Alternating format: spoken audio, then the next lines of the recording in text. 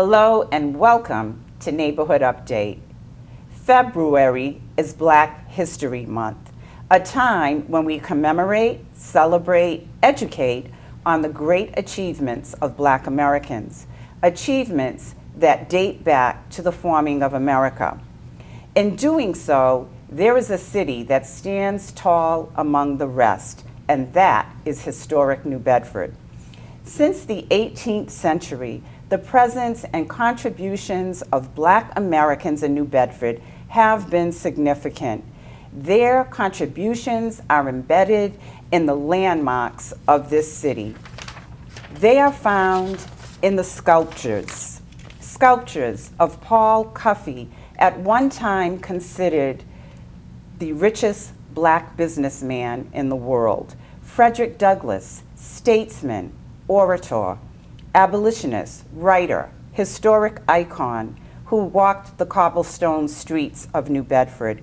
They are found in the murals of the 54th Regiment, Black soldiers that fought valiantly in the Civil War, recommended for bravery and performance. They are found in the naming of our schools. Sergeant William H. Carney Elementary School, who received the Medal of Honor for never letting the American flag touch the ground in battle. Elizabeth Carter Brooks, the first public school teacher and architect. They are found in the naming of our buildings. The Honorable Judge George Layton Post Office and the Nathan and Polly Johnson House, home today to the New Bedford Historical Society. These achievements, stories fill us with pride, hope, encouragement, and can inspire future generations of creatives, thinkers, a generation of trailblazers creating their own historic firsts. Black history is indeed rooted in American history. Today, we are going to talk about that today and more with my guests, Alyssa Botelho, welcome. Thank you. And Laurie Gomes. Hello. Alyssa, you are a resident of Fairhaven and you work for the Office of Community Development and / Tourism. Yeah. And you're also a film writer and producer. And we're going to talk a bit about that today. And Laurie, you are a hairstylist for many, many years, but you're so much more than that. You now have evolved to a consultant, instructor. I know that you've been doing some courses at vocational high school. You're also a musician. And you have been doing some hairstyling on some movie sets. So welcome to both of you.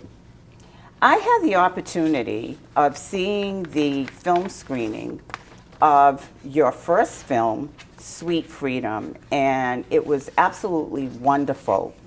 And having seen the film, I have my feeling of how you came to call it that, Sweet Freedom. But would you tell me in your own words, how did you come to naming this film Sweet Freedom? Yeah, it's a good question. So I had visited the New Bedford Historical Society when I had learned of Mary Polly Johnson and the Johnson House and all the history and the Underground Railroad. And they had shared with me a lot of really great information, a lot of great documents.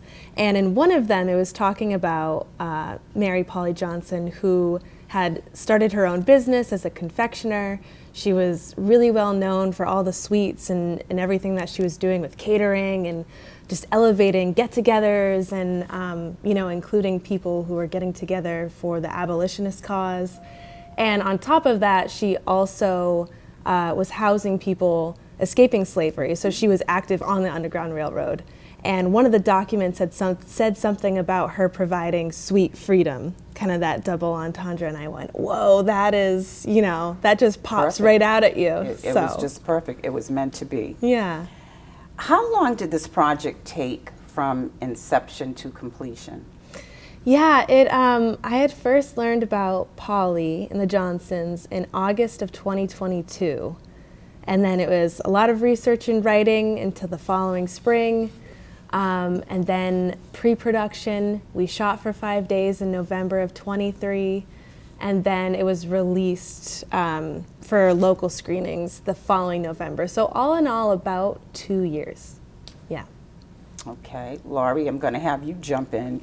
You have been styling, as I mentioned earlier, on film sets, and you have quite a few under your belt right now. Can you name a couple of films that our viewers might know?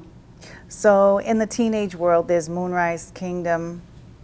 That was the first one that I had the opportunity to step on set, and I only went in for reshoots, but that was in 2011. And then I didn't really get back into it until 2018 when a friend of mine, Frank Barboza, called me up and said he needed help. And that was The Society on Netflix, and that was like another teenage, it was like a series on Netflix. And I'll jump to where I met Alyssa, which was... That was actually my next question, but go right ahead. Okay. So it was a smaller budget film, which was, it was produced and directed by Kevin Bacon and his wife, Kira Sedgwick. And that's a name we all know. Yeah. 6 Degrees. Yeah. Kevin Bacon. Yeah, so that was like, it was crazy because it was like during COVID and all of the restrictions, and it was summertime, and it was the first time that I've had the opportunity to actually be a key, you know, and it was just Monique Peoples and I, and I didn't actually meet Alyssa in person, but we were both on that same crew. And I guess I could say, jumping back, Julia on HBO. It's about Julia Childs, which was like one of my most memorable ones because it was time period, and I love time period. And those hairstyles are just the most amazing. And you had the opportunity to do that in this film, Sweet Freedom. And I'm sure that was not without its challenges trying to create hairstyles of that era, which is so remotely different from today. So speak about some of those challenges, and I hope you brought some photos today, some before and after shots. I didn't bring any photos. Well, that's okay. The magic of television and editing, you can send them to me. I can send them to you, yeah. So, you know, Alyssa and I had met a few times at Green Bean throughout the year, like going forward into the date of the production. So we just could try to plan. And without any pictures of the two main characters, it was really difficult to try to figure out how they looked. And so it was basically going on like pictures of their offspring. There's a photograph or painting inside the Historical Society now of, is it her granddaughter? I think so. Yeah. And so knowing that she, you know, was mixed and being a hairstylist, kind of figuring out, okay, so what type of hair could she have had, or what was her skin tone? And she also was of the Wampanoag tribe. Yes. So me, you know, kind of going into my little Rolodex of hair and textures and stuff, it basically was kind of like, okay, really going and studying the time period, and not just like the time period, but like that actual year that we were kind of filming. And that combined, you know, all of that combined helped create the looks of all of the characters, right from the background to the main characters, especially Frederick Douglass, where he, you know, was only like 25. Yeah. Yeah. He was very And young. someone like a Frederick Douglass who is so well known, all the phases of aging. Yeah. So it's really Yeah. important. And I was looking at the film from that lens, knowing that you did the work. And kudos to you. I think you did Thank an you. awesome job on Thank that. you. Thank you. Alyssa, jumping back to you, did you like what you accomplished as you, well, actually, Laurie, that question is for you. In seeing the film, did you like what you accomplish as you viewed it on the screen? Absolutely. Because for me, hairstyling in general is like the frame of the existence of someone. So creating a character, if the hairstyling isn't right or if the makeup isn't right, you know, like it goes along with the wardrobe, it goes along with the whole dialogue, the scene, what's happening, all of that. So when I went through and I've kind of, you know, I used a little bit of my experience that I've learned from everyone that I've worked under along the way, and then kind of just said, okay, this is my time to take control and kind of like create this vision. So it was really my first time looking at my work, like from start to finish, or all of my work, like in the forefront, you know? And when film critics look at these films, they're going to look at it with a critical eye. And I know, Alyssa, your desire is to have this film to have greater exposure and to go to higher heights with this film. Why, this question is for you, Alyssa, why this story? What was it about it that spoke to you? Yeah, so a little bit of background, we had met on that film Space Oddity, and from there I was a production assistant on a bunch of films. I went to New Mexico for a little bit, and when I came back home, I'm, you know, New England born and raised, and I was just so happy to be back home. And I love history, and so I wanted to create something about a historical figure in our area. And just reading about the historical figures, you know, the common ones come up first: Frederick Douglass, you know, Herman Melville, Henry Huddleston Rogers, people that I had known since I was a little kid. There's a quote by Mark Twain that you love that's in your bio. Yeah, Mark Twain. Yeah, so it's like we have all of this history here, really, just really cool people who've impacted, you know, I feel like who we are as a nation. And then I wanted to tell someone's, or help share someone's story who hasn't really gotten the limelight like some of the others. And I was just reading, and when I came across Polly, I was so struck by how much of a trailblazer she was. You know, being Afro-Indigenous and a woman in the 1800s, not only like holding the Underground Railroad together up here, but just everything that she was doing. She owned property. She ended up, at the end of her life, she was the second wealthiest woman of color in the city, which was the richest city in the world at the time. And I was, you know, as a woman too, for me, I just felt this pull to her. And I was like, I need to get to know her more. And just the more I learned, I was pretty sold on, you know, we got to do something here. And I love that because you're a bit of a trailblazer yourself. And I love that you, as young as you are so enamored by the past. And I think that speaks to why it's important that we have to do more of this and tell these stories. So where do you think that passion for historic storytelling came from? You know, I don't know. You're just an old soul? I guess bit of an old so. Soul in you? You know, my dad's always watching the History Channel and all of that. In school, I was really bored by history. I really couldn't care.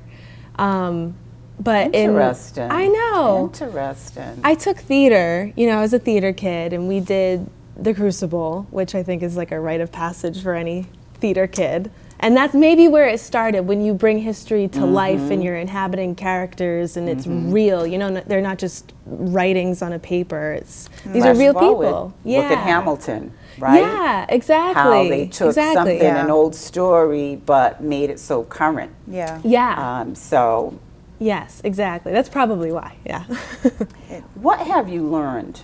What have you learned? I'm sure there are many things, but what stands out to you? What have you learned from the production of this film? Oh my gosh, so much, so much. This was my first production out of school, so it was really like just right into the fire of film production.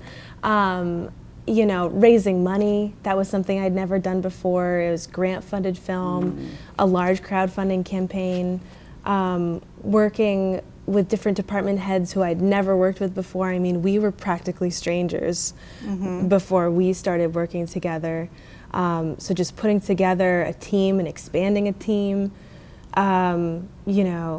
casting from all over the place. We had people from the Midwest, from New York, and from Canada, and it was just expansive. How did you entice or lure people into wanting to be a part of this? You being your first film, an unknown, here in New Bedford. How did you pull them in? Yeah, it was, I had a pitch deck, which is a term, it's basically like a visual storytelling of what the project is and what I had envisioned for it, and just getting certain people on board who could then vouch for it, and kind of like a word of mouth spread. And then just, it's kind of relying on what I had done before. The project that I had done before was Salem Witch Trials era, and I had gotten a couple of student Emmys for it.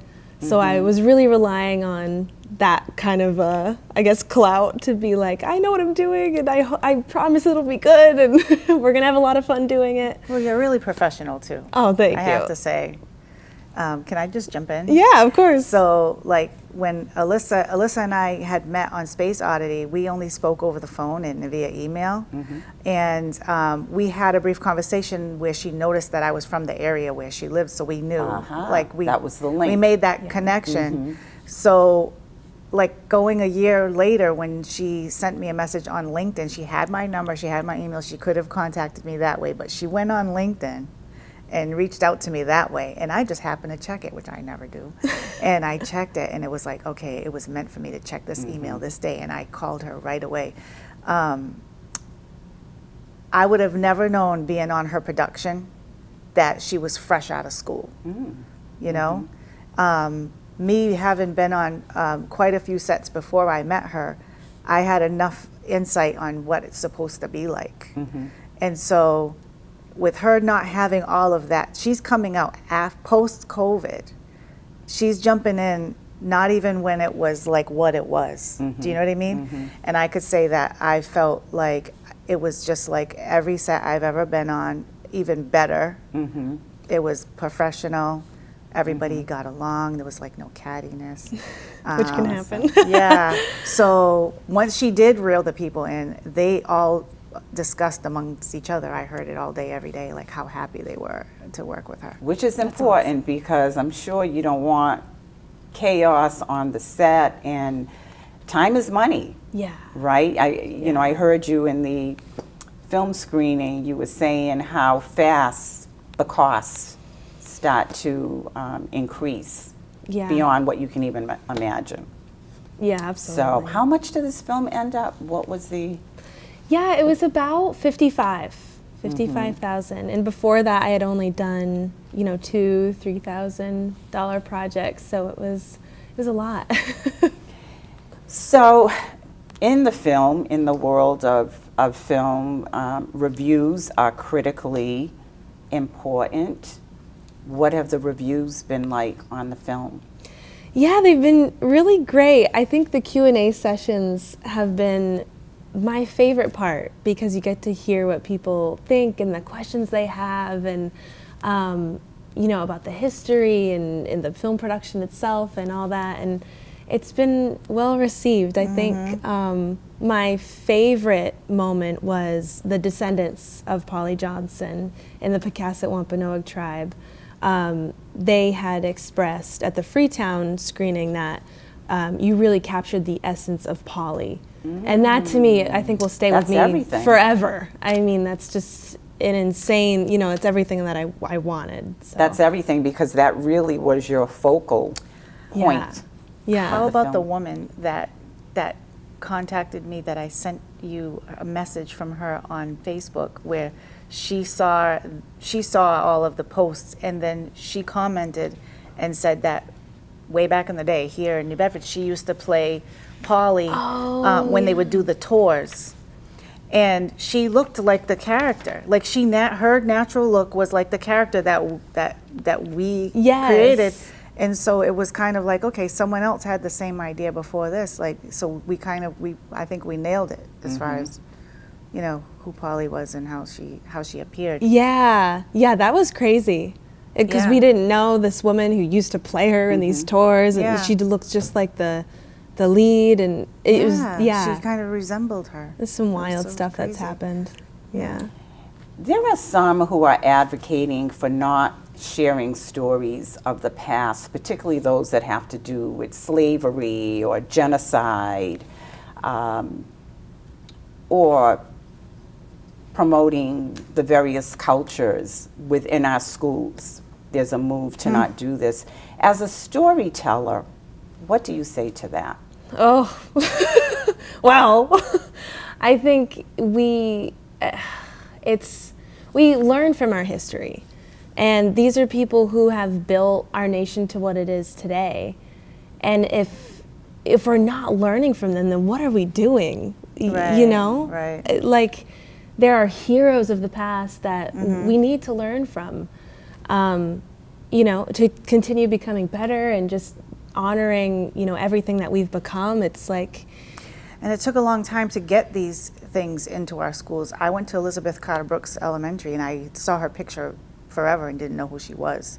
And it took a long time for me to get to that point to where I figured out who, you know, I did my own research. But like now we have the means of teaching the children, okay, this person lived right in your city and this was what they did and this is how they contributed to the world. And, you know, it definitely is inspirational. And you talk about women of that era and the things that they did. Speaking of Elizabeth Carter Brooks, not only was she the first public school teacher, but she was also an architect.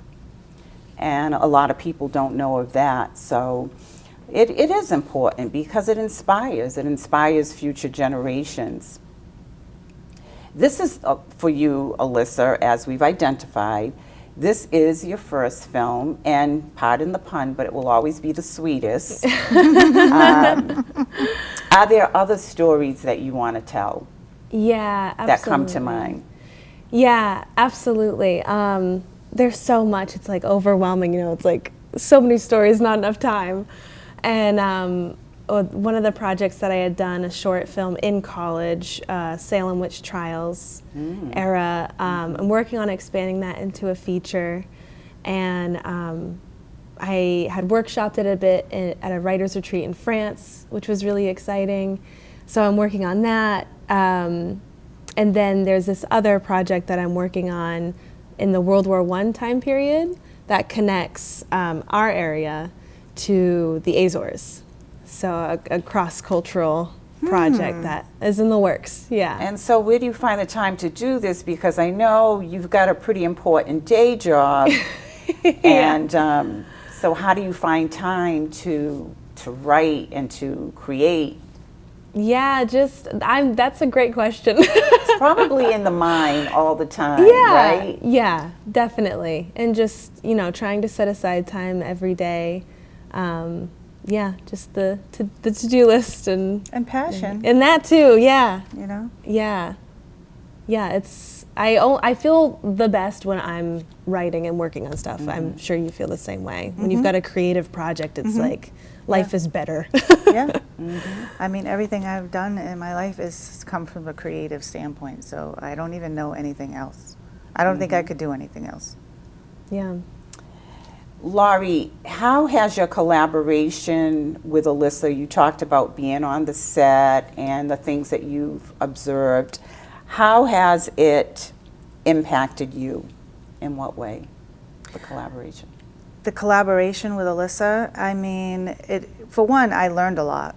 I mean, because I always teach my students learning is forever.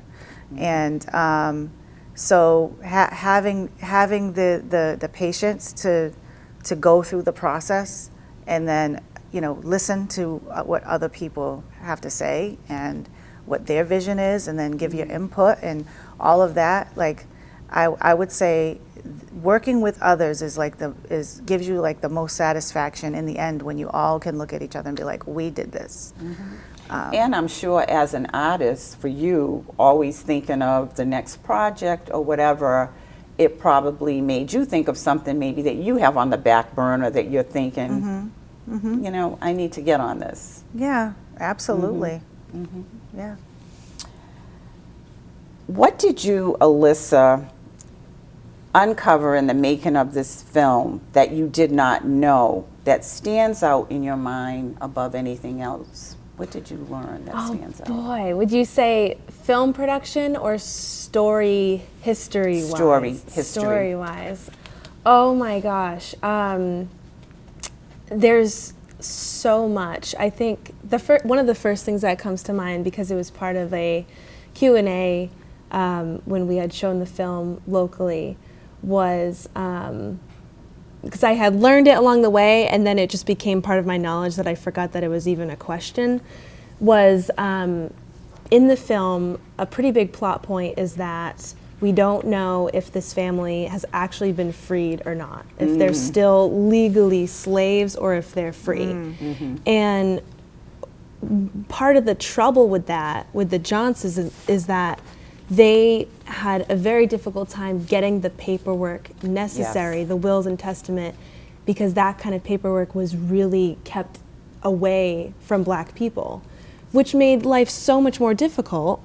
And that's part of the systemic racism that, you know, I had learned about it when I was working with Jan De Silva on these drafts and going through writing.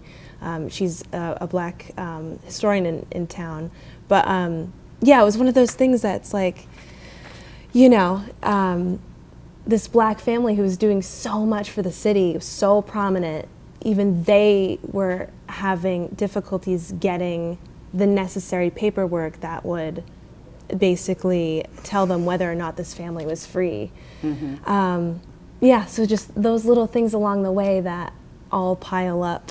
And I'm sure as part of your preparation, you mentioned Jan, who I know very well, and Lee Blake. I know that you utilize these individuals also as consultants to get some of the history to make sure it was authentic and correct. Yeah, that was huge. It wouldn't have been possible without them, really. It started with Lee Blake and Gene Smith, and then working with Jan. It was, I think, 5 or 6 weeks of every week we would sit down and the new draft, and she was so amazing because she also understands that with filmmaking, there's the creative liberties you take, but then balancing it with the real history, it's a fine line, and she was just an amazing partner for that. So well, on that note, there was something that really spoke to me. It was the scene where the bounty hunters were coming because what they did is try to recapture these runaway slaves. And there was a quote that you put on the screen. And I happen to have that quote with me because I'm going to frame that quote. And that quote says, "No slaveholder can take a slave from New Bedford. There are men who would lay down their lives before such an outrage could be perpetuated." This was Nathan Johnson speaking to Frederick Douglass. That spoke to me because it spoke of the resilience of the people here. It spoke of how the people of this community all came together, whites, Black, Quakers, abolitionists, just working together to help people experience freedom. And I can tell you as a contemporary that I have seen that spirit throughout the course of time, through generations, and it still remains today. So I leave today's conversation on that note that your film, Sweet Freedom, just filled me yet again with so much pride about this city and this community that we all come from and love. So on that note, I thank you. I thank you for this gift that you've given to all of us. I thank you, Laurie, for using your gifts to make it all happen. And continue on, continue doing what you're doing, because both of you, to me, our younger women, and I just love to see how you're inspired and the great work that you're doing. So I commend you both on that. Thank you for being here today. Thank you. Thank you for having us. And to those of you who are watching today, I hope you enjoyed today's conversation. And I also want to say that we must continue in this community to support and celebrate all cultures, because that is what makes our city great. Thank you for watching today, and we'll see you next time on Neighborhood Update.